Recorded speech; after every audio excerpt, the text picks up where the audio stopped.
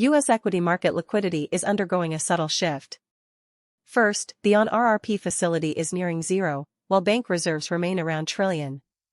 There is still plenty of money in the system, but the liquidity buffer that previously supported markets has largely been exhausted. Second, Michael Howell of Cross-Border Capital recently argued that a key indicator tracking global liquidity momentum may have peaked in the fourth quarter of 2025 and is now weakening. Commodities are also beginning to display late-cycle characteristics. In the next phase, capital is likely to rotate gradually toward cash and bonds. Third, money market funds deserve even closer attention. Their assets were roughly $1 trillion in 2024 and 2025.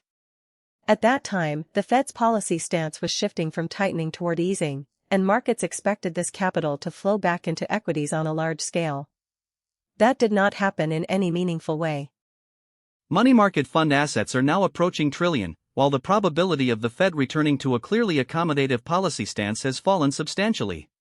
In other words, there may be a large amount of money in money markets, but that does not mean it will automatically move into stocks. The key question is whether the funds parked in money market products should still be viewed as available liquidity for the stock market.